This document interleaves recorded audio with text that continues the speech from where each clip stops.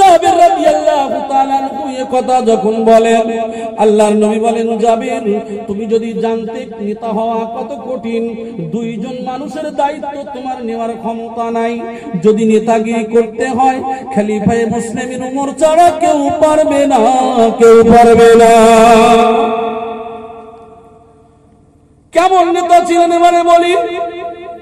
আপনারা জানেন যদি কোনো মদ্যপান করে আল্লাহর নবী সাল্লাল্লাহু আলাইহি সাল্লাম 40 ঘা বেত্রাঘাত দিতে বলেছেন।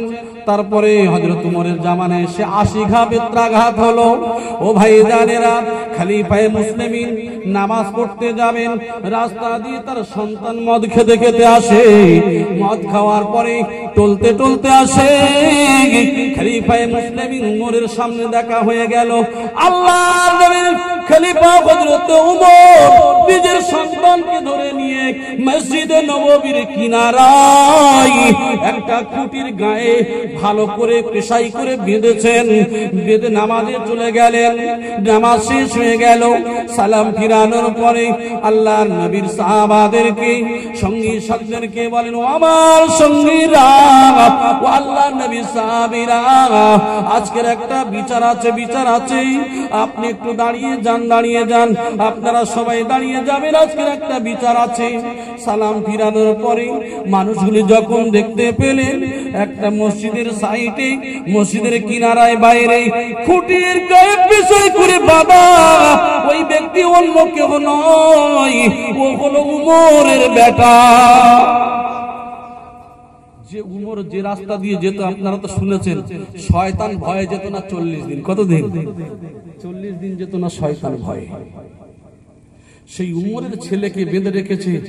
সবাই তো ভয় আশ্চর্য হয়ে গেছে, না জানি উমরের বেটাকে কে বেঁধেছে, কি পরিস্থিতি ঘটতে পারে। আমার ভাই জানেরা, খলিফা মুসলিমিন তো বলে দিলেন বিচার করতে হবে, বিচার হবে। সবাই ভয় আটকে গেলেন, না জানি উমরের বেটাকে কে বেঁধেছে, তার বিচার হবে। কিন্তু তার প্রতিটা উল্টো হয়ে গেল।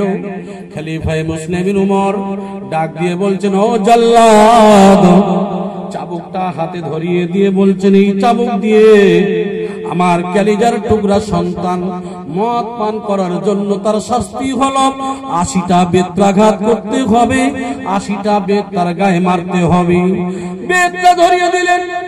ওই কি করলেন, উমরের বেটা যিনি শাসনে রয়েছেন, যিনি খলিফা নিযুক্ত হয়েছেন, সেই বিচারকের স্বামী বিচারক হয়ে এত কড়া বিচারক দেখি নাই।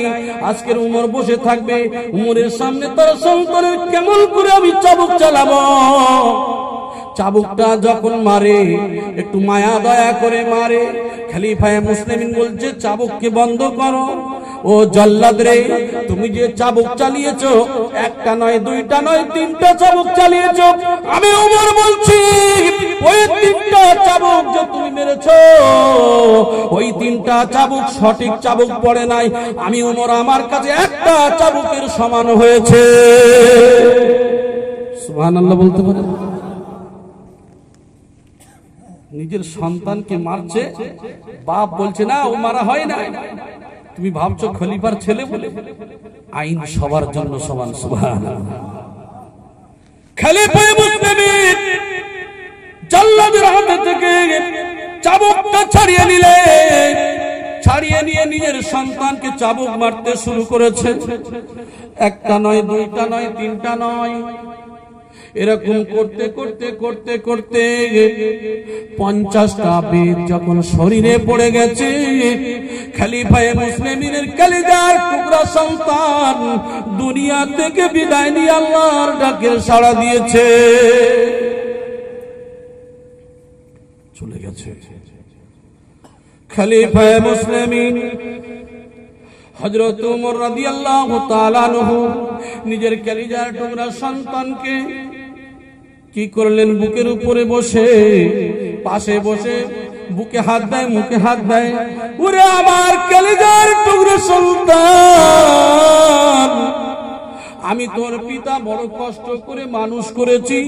কোন সন্তান তো চায় না কোন পিতা তার মারতে, কিন্তু আল্লাহর অর্ডার, আমি খলিফায়ে মুসলিমিন আজকের যে খলিফা পদে নিযুক্ত হয়েছি, আমার বিচার তো ওলট পালট করলে হবে না। আল্লাহর আইনকে আমি ওমর লঙ্ঘন করতে পারি না।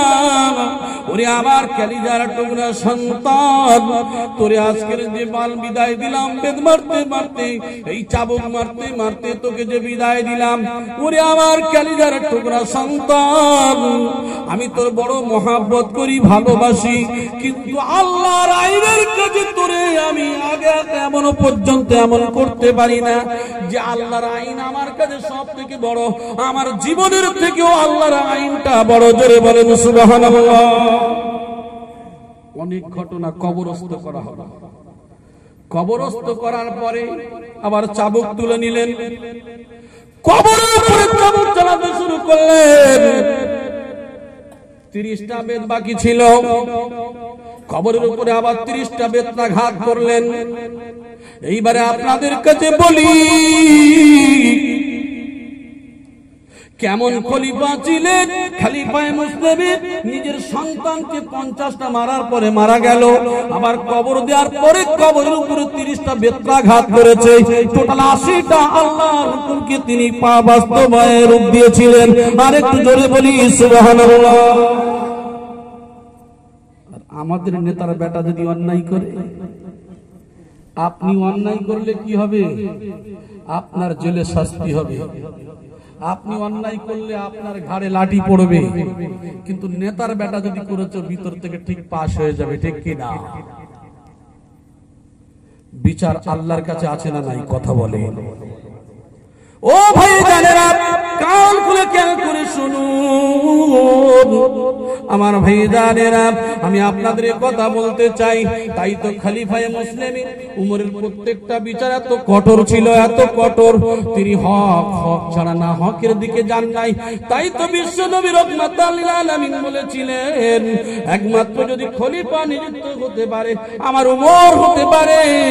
সেই খলিফায়ে মুসলিম উমর রাদিয়াল্লাহু তাআলা আনহু নামাজ হালতে তাই তো তার শরীরে ছুরি দিয়ে আঘাত করা হয়েছিল। হকের পথে নেতাগিরি করলে কবরে যেতে হবে না? হবে না? হকের পথে থাকলে মৃত্যু হয়ে যাবে। হ্যাঁ হ্যাঁ ঠিকই আছে, মৃত্যু তো হয়ে যাবে, কিন্তু এদের মৃত্যুটা হলো শহীদের মৃত্যু। জোরে বলুন সুবহানাল্লাহ।